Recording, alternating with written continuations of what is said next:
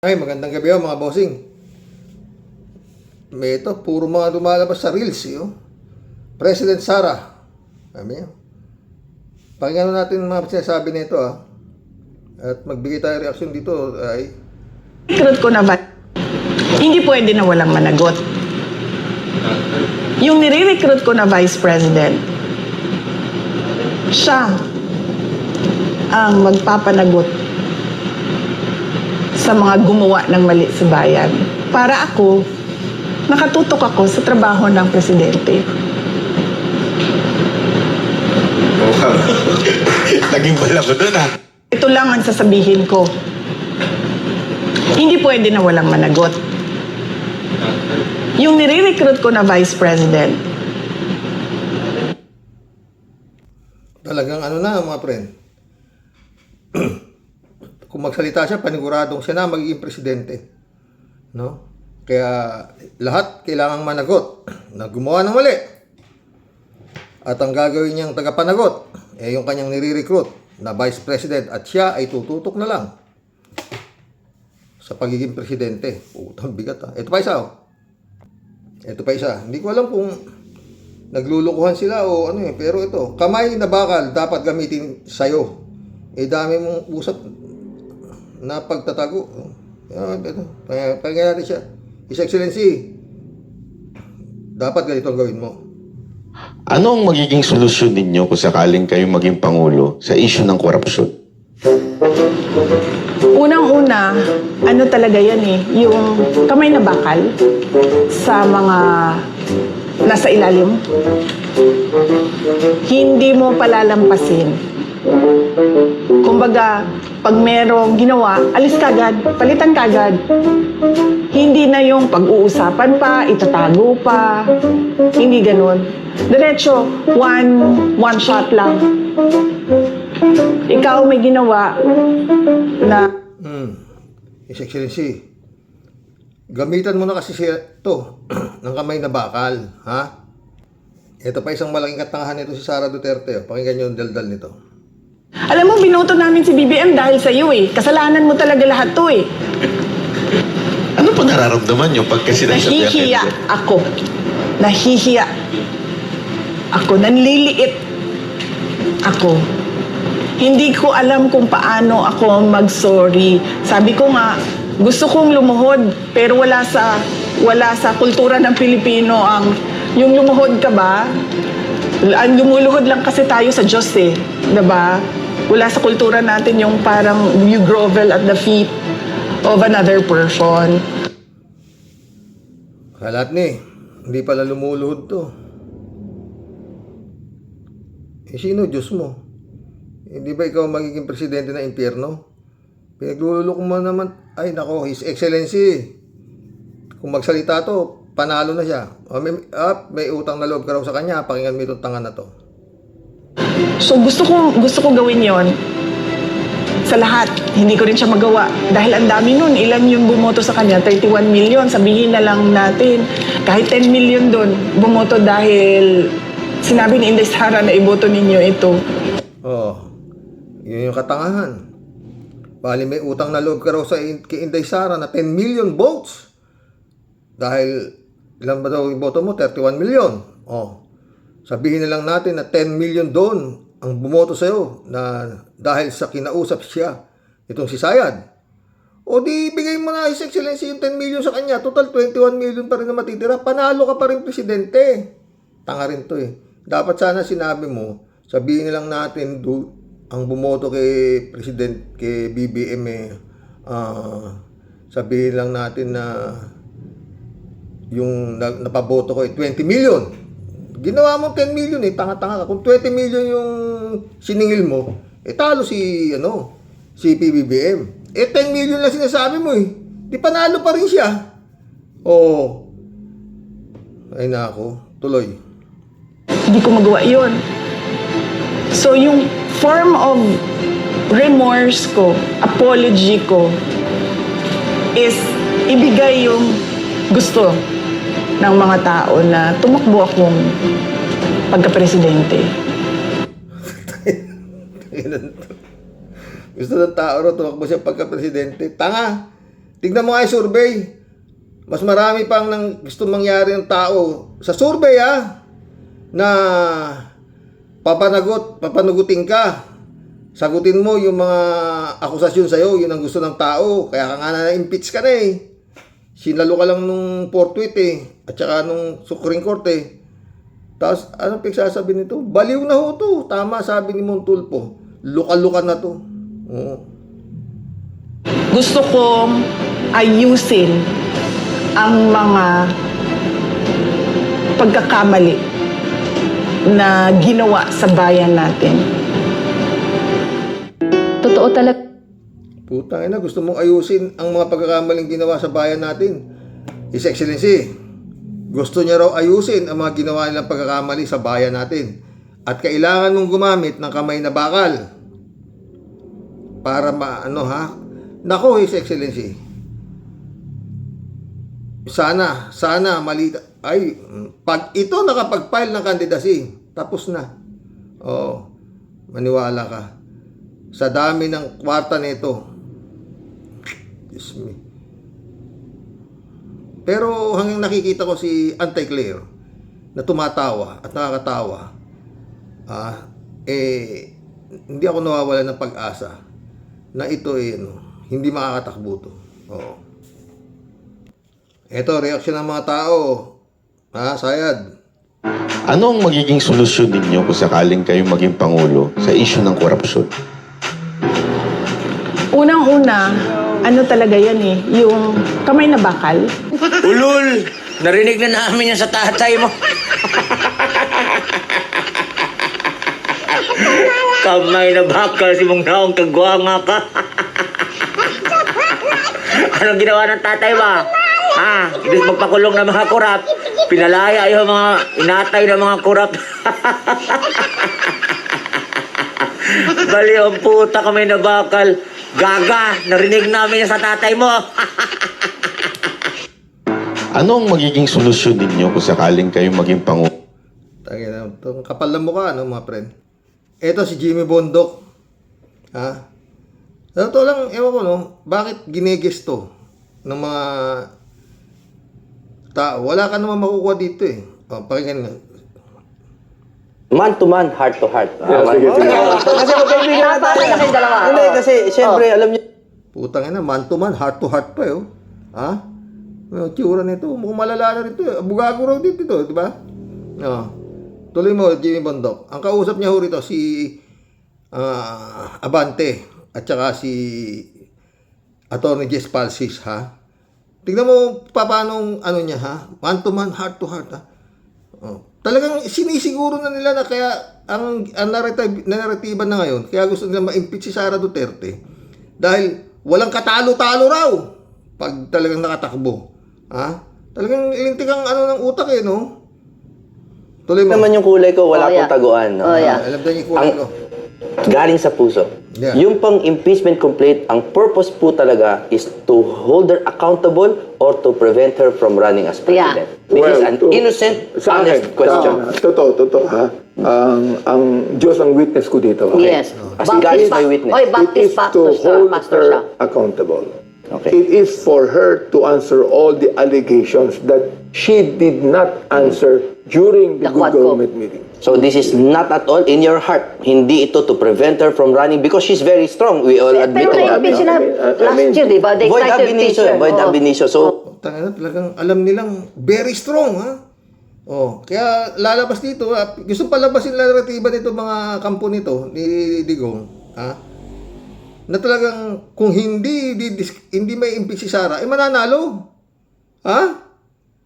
Putang ina, baka tapos na nga yata ang kamada. Baka tapos na. At hinahanap na lang ni Sara kung sino yung gagawin niyang tagapaningil na vice presidente sa mga pagkakamaling nangyari sa gobyerno ni PBBM. Kailangan may managot, sabi ni itong si Sayad, no? Kailangan may managot. Pero hindi akong magpapanagot. Yung kukunin kong, nire-recruit kong vice presidente. Ako, tatrabaho lang ako bilang presidente. Puta, tiba yan, hindi siya na-impeach. Pero I mean, they tried, but Yes. And actually, wala sa House yung decision because the Senate, even if it convicts, pero unlikely nga sa ngayon sa politika to convict, they can just say, remove her from office. Iba pa yung removal plus Disqualification.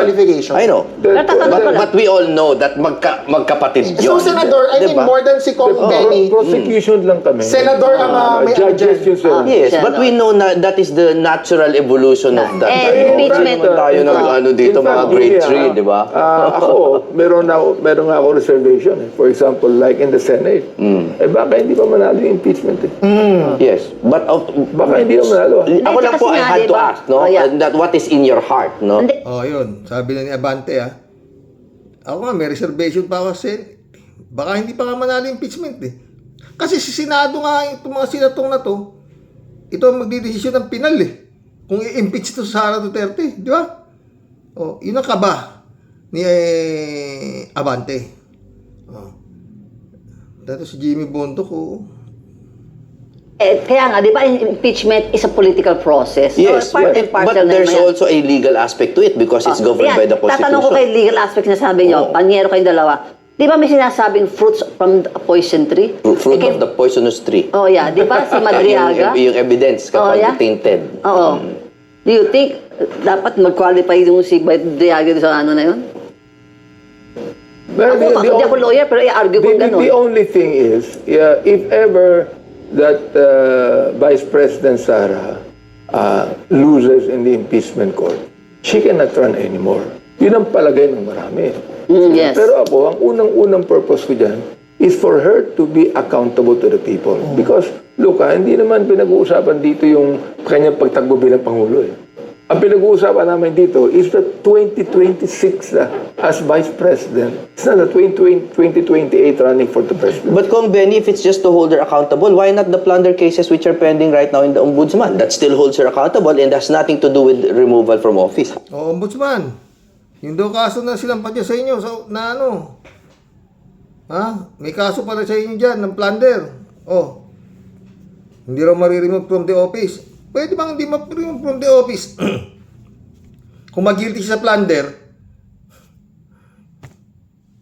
wala nga siya immunity. Oh, sabihin na natin hindi siya na-impeach. Oh, nakumbik naman siya sa plunder sa ombudsman.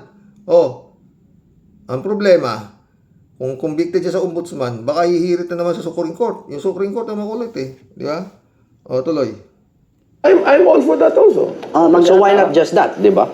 Man to man, heart to heart. Kasi magkaibigan na tayo. na kayong dalawa. Hindi, kasi syempre, alam niyo naman yung kulay ko, wala akong taguan. No? Oh yeah. Ang galing sa puso. Yung pang impeachment complaint, ang purpose po talaga is to hold her accountable or to prevent her from running as president. This is an innocent, sa honest akin, question. Totoo, ha? Ang Diyos ang witness ko dito. Ha? Yes. As God is my witness. Oy, It Baptist is to hold pastor siya. her accountable.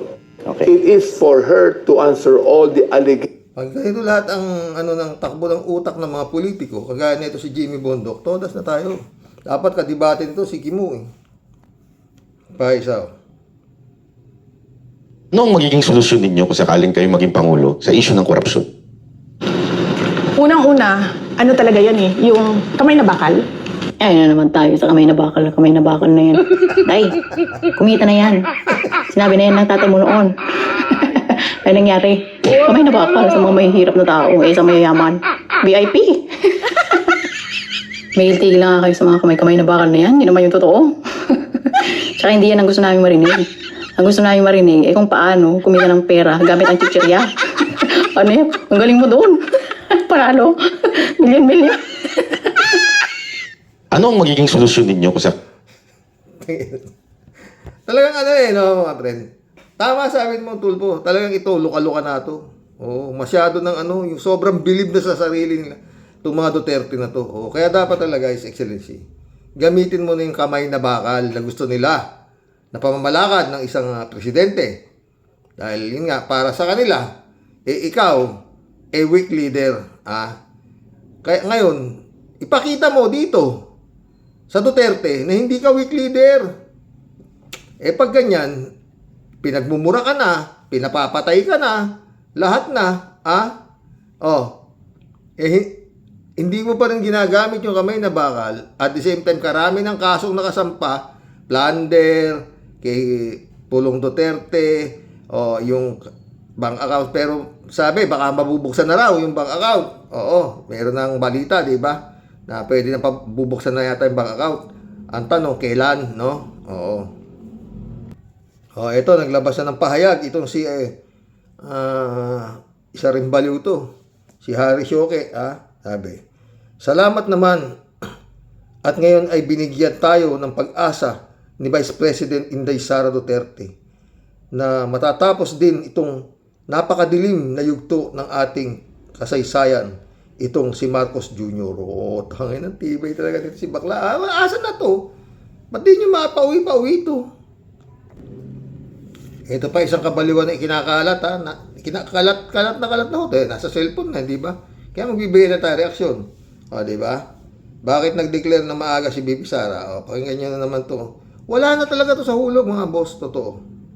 Bago ako nag-declare na tatakbo akong Pangulo, kung maalala nyo, sinasabi ko na, di ba, inaatake nila ako. Kasi sa paningin nila, tatakbo ako sa 2028. Tanga, hindi ka inaatake. Kailan ka ba inaatake? Kayo ang umatake ng umatake. Kayong mag-ama, di ba? Meron pa kayo, puro kayong maisog. Butang ina, wala naman kayong makuhang crowd. Tapos sasabihin mo ngayon, Sara, na 10 milyon yung nakumbinsi mong iboto si PBBM.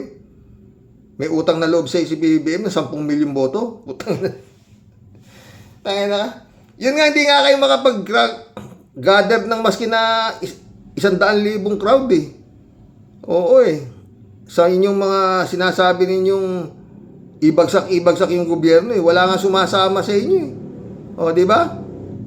O, maliban na nga yung Iglesia ni Cristo na nag-conduct ng nakabuo ng medyo marami-rami. Wala na ho talaga to. O, pakinggan mo to si Baliw. Ko na yun. Ilang beses, sabi ko, it's a political attack, it's political scapegoating sa mga kakulangan ng administrasyon. So sinabi ko na yun noon, bago pa man ako na-declare na tatakbong president. Yun namang frontrunner, hindi kasi ako naniniwala dyan sa numbers na yan. Kasi yun tangina, yun daw frontrunner, hindi siya naniniwala dyan sa numbers na yan. So yung ngiti, yung ngiti niya, talagang gago Ayun, ngiti-ngiti siya. Ba't di ka naniniwala? Hindi natin alam kung sinong nagpagawa ng survey. Malay ba natin kung pinapalabas lang nila na frontrunner ako, pero hindi naman pa. Naku, lumbutang yan. Lintik ang saywar no? Hindi niya raw alam yung mga na yan. Pinapalabas lang na frontrunner ako. Yung pala, hindi naman. Alam ko, lumbutang naman. Ano naman ang katangahan ng tao? At alam nyo to, ang tingin niya talaga sa mga Pilipino, talagang napakabobo. Oo. Kayang-kaya nilang paikuti sa mga kasinungalingan nila. Totoo. Totoo. Diba? So, hindi ako naniniwala sa numero na sinasabi nila. Pero naniniwala ako sa mga tao na random places in the country who don't know me at all, except for my name. And then they say, lumaban ka. Puto. Tanginan to. Narinig na namin kay Bibi Leni yan Sabi ng mga tao, lumabang ka. Tignan mo yung survey. Kung ano sabi ng mga tao, gusto nila, managot ka. Sagutin mo yung mga akusasyon sa'yo. Matuloy yung impeachment. Yun ang sabi ng tao. Katangan ito. Tuloy mo nga, Baliw. Hindi ka naniniwala na plus 30 ka lang? O kasi people are saying na mukhang mukhang daya yan. They believe. Putong ina, isa naman tong gago na to. Sino ba to? Hindi ko kilala yan, puta na. Mag-interview sa kanya Puro mga tao niya Hindi ka naniniwala na plus 30 ka lang. Kasi sabi ng mga tao, they believe na 70 raw yan Pata niyari pa yung survey. Takina mga to. Ulul talaga tuloy. At least 70% daw yung trust and approval rating mo. Binaba pa. May kasalanan pa itong mga nagsusurvey na to kung ganon. Yung sa 30 na survey, dapat daw 70. Tanginang buhay ito. Nako, His Excellency, mata mo lang ang walang latay pag ito hindi nakapag-file ng candidacy. Hindi kasi ako nagpapasurvey kasi mahal. Walang Utang ina! Hindi raw, tita mo, hindi raw siya nagpapasurvey kasi mahal eh. Wala daw siyang pera. Putang ina ito. wala kaming budget para sa survey. In fact, nakikisurvey lang kami. Kung merong lumalabas na survey, sabi na, ito pala yung number. Pero sa totoo lang, Natatawa rin siya sa pagsasabi niya, oh. Tingnan mo. Daw itsura, oh. Sa totoo lang. hindi rin naman natin alam kung sino yung nagpa-survey eh. Di ba? Kung totoo ba talagang independent yun o merong gumastos para sa survey.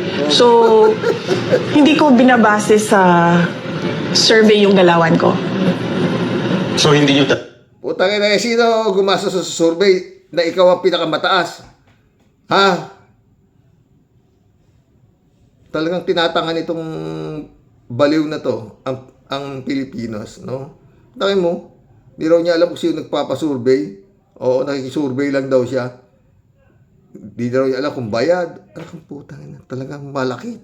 Katok eh. Talaga po, tiniming itong pag-announce ninyo. Walang timing ito. Talagang nasa puso nyo lang. Oh, tsaka, VP, doktoran ko yun para isang sagutan na lang. Kasi, bakit ganito kaaga? Ikaw daw, in history, ng mga nag-declare, yung pinakamaaga, bakit Ash Wednesday daw? Nag-speculate talaga yung mga tao. Actually, hindi ko nga naisip na Ash Wednesday pala yun. Nalaman ko na lang na Ash Wednesday kasi sinabihan ako pagdating ko sa office, may Tayo na, haba naman ng tanong, sagot mo. Hindi raw nila alam bakit aga niyang nag-declare. Simpleng-simple naman ang sagot dyan. Ano ba naman katangahan niyan? Para nga siya, maidiin niya na siya, kaya siya pinahila impeachment. Para siya hindi makatakbo. Ganun lang yun. Kabubuhan naman, niloloko niya sarili niya. Meron nung ilalabas na daw yung ng DOJ, itong resolution sa inciting to sedition kay BP Sara Duterte, ilalabas na. Sa tagal sa tagal. Ito yung pinagmumura niya pinagbantaan niyang ipapapatay na sinampa ng NBI. Nagpalit na yung direktor ng NBI, di ba? Sino pinalit? Matibag yata. Oo, di ba? Pinalitan na to, nag-resign to sa Santiago eh. Pero si Santiago, nagsampa ng kaso na inciting to sedition dito kay Sara Duterte, tsaka grave threat. Oo. Available naman. Pero anyway, dapat noon pa. Bakit hantagal? Di ba? Dapat yan, kumbaga sa urgent. Paano kung napatay si Excellency? Ayaw naman tong si Sara na pumunta sa NBI at inaalam nga ni Santiago kung sino yung sinasabi niya na ganito na papatay sa kanya, kaya kumuha siya ng assassin. Wala sinasagot to eh. Ngayon, meron na raw parang lalabas na itong inciting to sedition sa grave threat na to. Ang tanong, DOJ, DOJ, sasampa na sa Sandigan Bayan, ganun ba yun? Pero masyadong parang late na late ha. Ilalabas niya inciting, bakit yung plunder? Asa na yun? Nasa ombudsman na yun. Wala pa rin ang dami yung kaso nito kaya nga paulit-ulit ako, no? Pag ito nakapag-file at ito hindi na impeach at ito yung nakapag-file ng candidacy, putang na, tapos na. Tapos ang maliligayang araw. Ang yata rito, parang bali-balita rito, ang gagawin vice president nito, ito si Marco Beta. Meron ding sa kinakaharap din kaso. Dun sa SOSI daw, kung ano-ano, di ba? Talagang pag hindi gumana yung kamay na bakal nitong administrasyon na to, kamote ang aabutin nito, sa totoo lang. Pero nandiyan si Anti-Claire Sana hindi siya, sana no. Mga boss, oo. Hindi kagaya ng panahon ni Digong, kayang utusan ni Digong, maski anong sangay ng gobyerno. Murder, naging homicide Nung pinatay yung si Espinosa sa loob ng kulungan, sinerba ng search warrant, nirat-rat doon, patay yung dalawa, Diba? kayang diktahan eh. Pero si Excellency, ewan ko no, paano. Oo. Basta yun lang, matagal pa naman, diba mga friend? Matagal pa. Pero sabi ko nga, hayaan mo na yung mga nakakawalang ano niya, kung kailan mahuhuli yan. Basta importante, etong Duterte, ang gamitan niya talaga ng kamay na bakal. Yung neto, paano ipipresyo, paano ito, yung mga bank accounts nito, sinasabi ni Trillanes, dapat gumalaw na yan, ang tagal-tagal na yan. Natutulog eh. Di ba? Ito lang liwaliwanag ng kaso na to. Inciting to sedition na to, sa grave threat. Ang liwaliwanag niyan. Paano mo sasanggahin yan? Di ba? Paano mo didepensa yan? Kitang-kita yung mukha niya nang gigigil, pinagmumura niya yung di ba? Yun lang na yun, hindi ka na pwede makatakbo eh. Yung kaso na yun. Grabe ho yun Public servant ka, hindi ka sindikato na, hindi ka leader na sindikato na kaya mong, bagay yun nga, meron sila. Hindi pa naman yata nadadali yung nito eh. Yung mga nito eh, mga death squad nito, hindi pa nadidismantle eh. Kaya ganito pa katatapang to eh.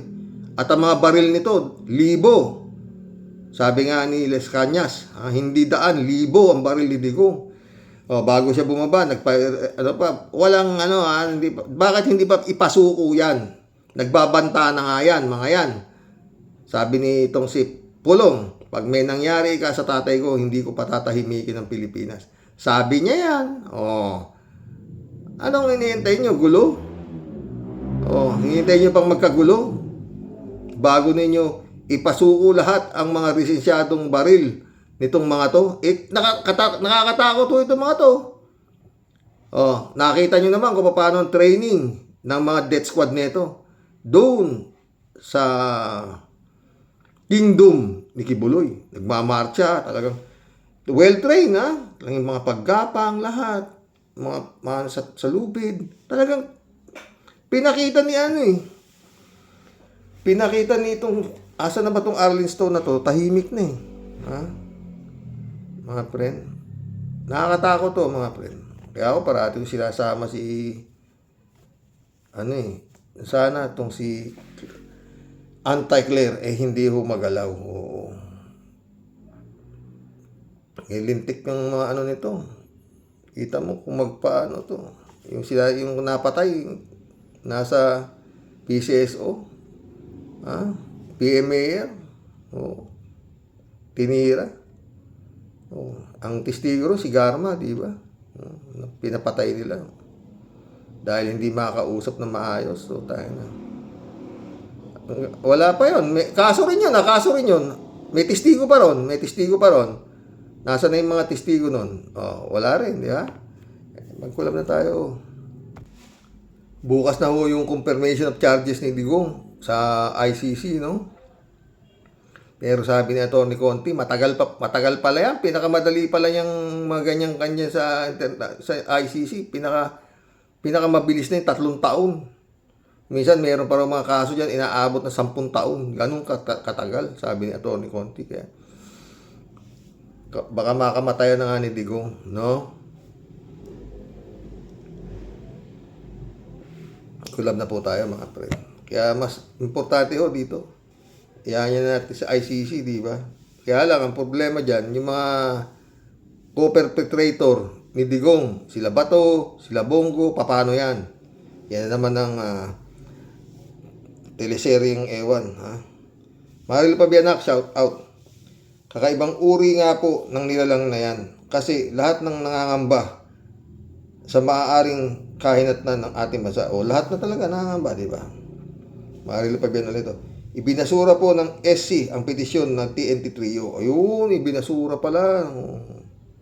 Binasura ng SC. Tutok din talaga si Anak Malu no?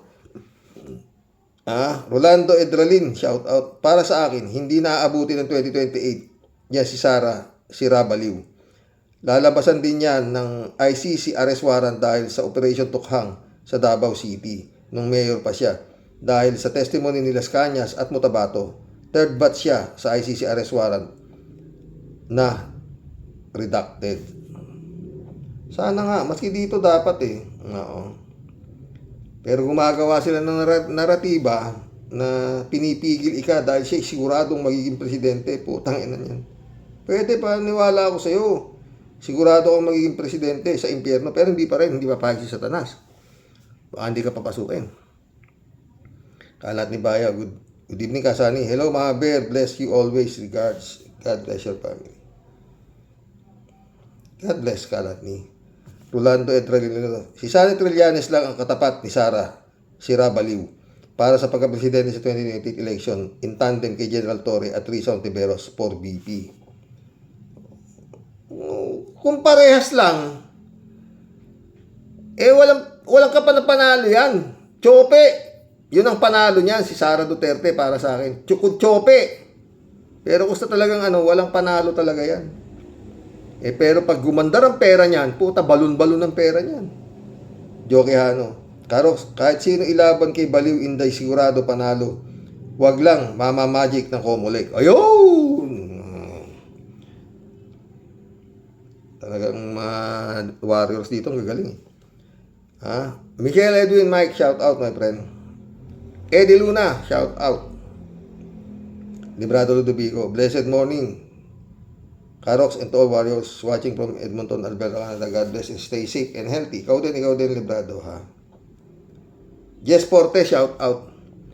Si Sara, walang tibay kang maaasahan, lalo na sa ugali niya.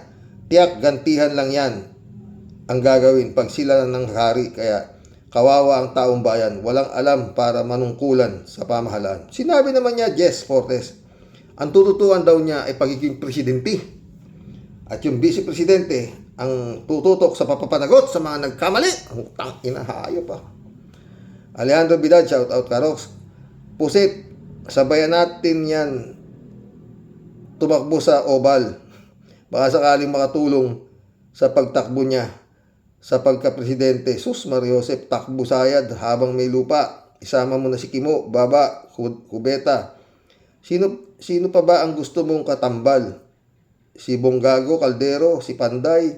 Pag gusto ng taong bayan, takbo. Pag gusto ng bayan, takbo din sa pagka-presidente dahil nasa hoblo. Good luck, Panday, anak ng Tipaklong. Inay ko po, God bless your family, Karox. God bless, Alejandro. JTB, good PM tol. Kakalito mga balita. Talaga nakakalito. David Alvin Mendoza, good evening, Karox.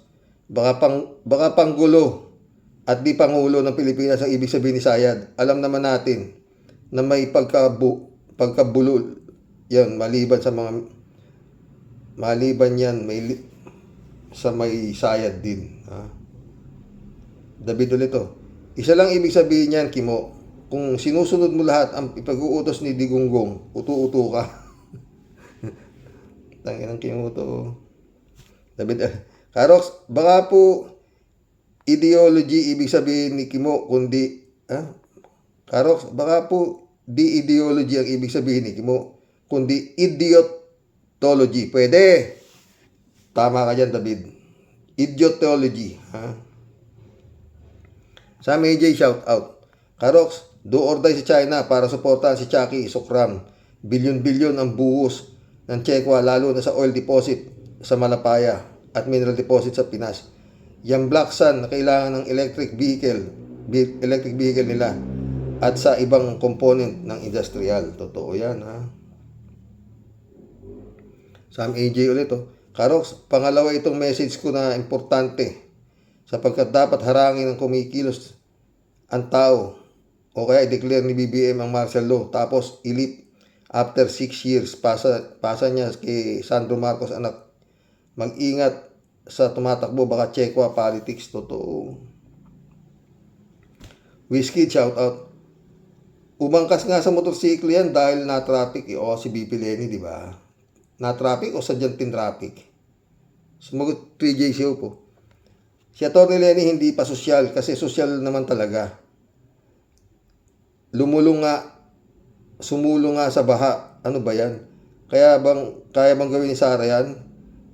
Nitignan nga ang mga binaha, di kayang gawin, lumusong pa kaya. Si Atty. Lenny walang kaplastikan.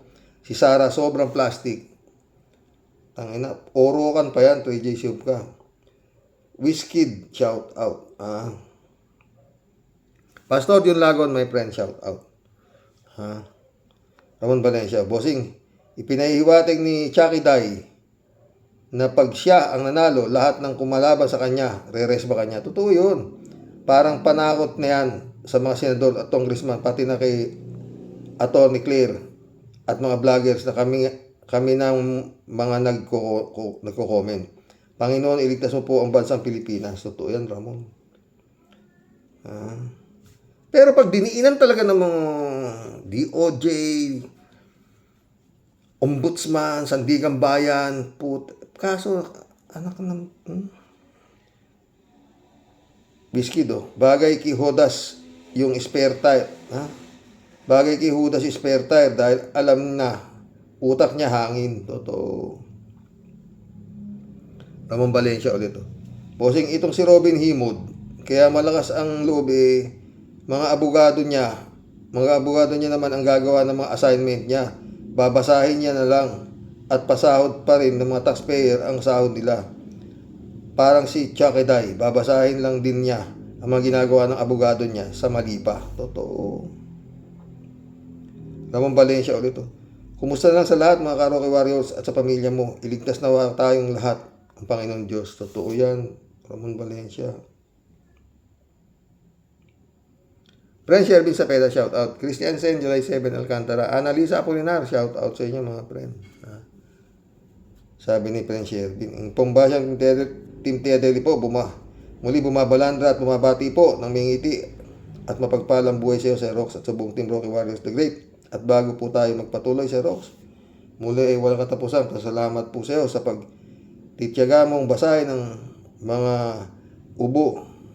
ang makaubo at mga gibang dibdib na pinakamahabang talata at comment sa kasaysayan ng social media.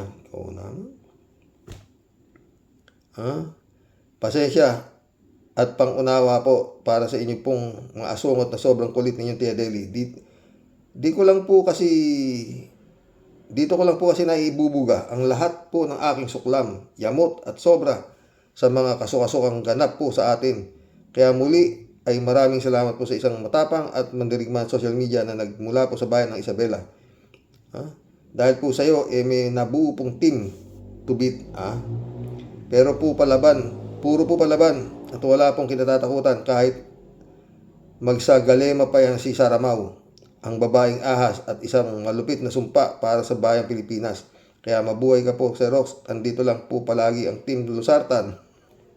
Di po matitinag at di kayang gibain ang tibagin kahit purgahin ninyo po kami ng pangkontra bulate. Di po ubra lupit ng mga kombantrin.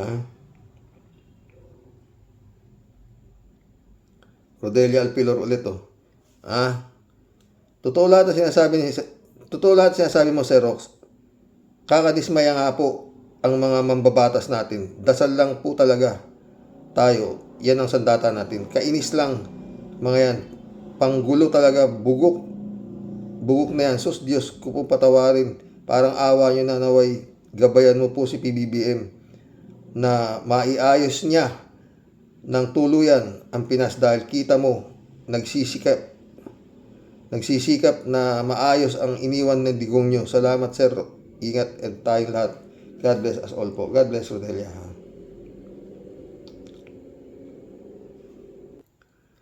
Tia Deli ulit. At sa topic ko po today, Sir Rox, wala lang talaga po akong magic. Kung meron lang po siguro, Sir Rox, uunahin ko pong matunaw at maglaho itong si Sara Mau at si Boy Lamon. Ito po talaga ang mga pesting halimaw na dapat pong mapuksa at mabusalan ang sobra pong tatabil nilang mga bunganga na wala naman pong maidudulot na buti para po sa ating bansa. Wala. At sino ka naman, Boy Lamon, aber? Grabe talaga tapang ng apog mo. Kapal ng pagmumukha mo. Ang sabi mo, Kapag iniutos ng Panginoon mo na tumakbo ka, susunod ka. O di tumakbo ka papunta sa may bangin at sabay talon para mawala ka na sa landas ng mga sa landas at ng mabawas-bawasan ng isang damakmak na puro ka lang kayo mga tanga at puro kayo mga inutil dyan sa Senado, puro lang kayo mga palamunin at sweldohan ng mga bayan, pero puro mga inutil at mga walang silbi. Mga buwisit, mga leche. Asa ka pa talaga sa yawa ka. Baka maski asong ulol, hindi kay boboto leche ka. Bakit anong meron ka? At tapang-apog mong irekomenda sarili mo, Mano ikaw napinutukan ka ng lintik, manahimik ka. Tantanan mo yang katin ng dila mo at lupit ng ambisyon mo sa pagrekomenda ng kung sino-sino. Kung meron kayong gusto na magawa para sa mga kababayan natin at kung yung mga kasamahan mo rin na katulad mo ring mga impactum demonium satanasyum, pinakamaganda at makabubuti para sa bayan, magsilayas na lang kayong lahat dyan na puro kayo mga senador na mga bugok at mga inutil. Kayo talaga ang dapat purgahin ang mga utak. Naku baka kung ako pang makadebate mo, pupulutin ka sa kangkungan. Palalamunin kita talaga ng alikabok na yawa ka. Tantanan nyo na mga ambisyon ninyo, okay? Kung ayaw ninyong maglaho ang balat sa tinalupan, maghalo ang balat sa tinalupan at sumabog talaga ang tunay na gyera, busalan mo yung bunganga mong matabil at gawin mo na lang yung pagiging hari mo ng pinakamasibang hari at lamon boy sa Senado. Nakakahiya ka. Kapal talaga ng pagmumukha mo, leche. Dedi. Minum ka nga lusatan kung ganon. Ay nako. Yun to. Shirley Estera, shout out Ang alam lang ni Boy Sile, sad to say, weak salita din ng idol niyang Penta at isa pang paboritong English ni Sile ay in my wildest imagination at magmukbang sa Senate hearing. Pinagluloko mga Pilipino, isama nyo na yan sa tatay niyang karton para may utusan si Penta. Kasi si Penta lang daw ang makakapag-utos sa kanya at si Bongo naman tagalagay ng medyas ni Penta. Sama-sama na kayo sa deheg. Total, may Dutai Street na at Dutai Park kayo doon. Sanay na talaga. Ano yung bansa grabbing Kung dito may land grabbing doon sa dahig, may dineclare na silang street na park ng Dutai Penta. Ito yan, Shirley. 3JCO po. Shout out pa rin Amy Bingson, Dolor Garcia. Emanis Kalawanak, shout out Sabi 3JCO po. Si Rox. Kaya sinasabi nila na kailangan talunin si Sara kasi nga resback niya ang China. Talagang dayaan ang mangyayari sa liwanag pa sa sikat ng araw. Kaya kailangan talunin siya. Hindi dahil iboto talaga siya na ang mga tao, kundi ang hocus pocus ang magpapanalo sa kanya. Totoo yan, 3JC Hope. Oo. Kaya nga putang na parang sure ball na yung gago Ito. Yung si Bondok, putang ina. Gago. 3JC Hope ito. Pero sa akin palagay sa Rox, hindi papayagan ng ating Panginoon Diyos na manaigang kasamaan ng ating bansa. Sapat na higit pa sa sapat ang ginawang kalupitan ni Gongs Di sa ating bansa. Hindi lang binaboy ang tao, pati Panginoon Diyos, dinamay pa niya. Pero ngayon nang hihingi sila ng dasal. Totoo. Hindi, dasal naman nila kay Satanas sila nagdadasal 3J Shop ulit Tanong ko lang si Rox, ano ang batayan ng survey na mataas ang performance rating niya?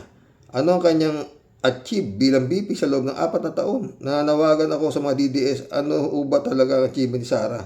Mamasyal ka na. para bang basehan ng survey. Kung wala ay natural, na peke ang survey. Kita mo, duda pa nga si Sara, bakit 30 lang daw, dapat 70, sabi nung isang aso niya di ba?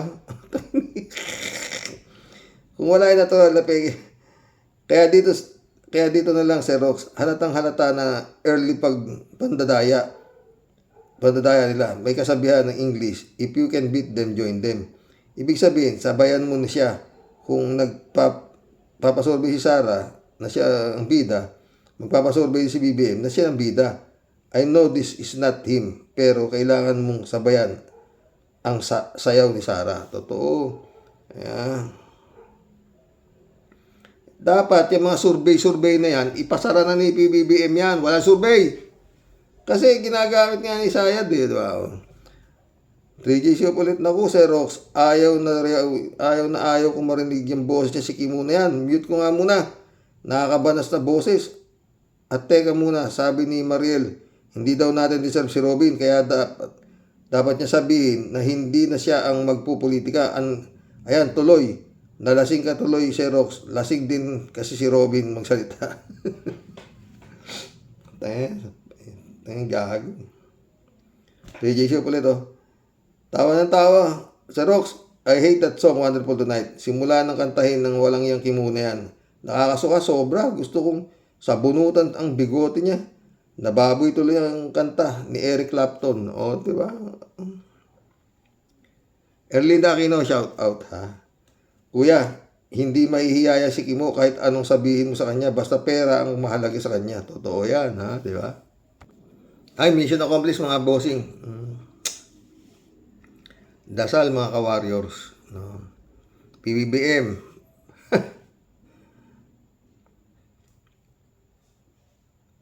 Mauubos ka pag nakabalik yan. Pero siguro taong bayan naman, hindi ganun kamangmang para pabayaan mangyari ang isang halimaw na naman ang pumalit o maupo dito sa bansang ito. Kawawang-kawawa na po mga boys. Putangin na, paano tumaas sa survey niyan? Putangin nang yan. Pro-China. Mamamatay tao yung ama. Hindi mo alam kung ano nangyayari. Di ba?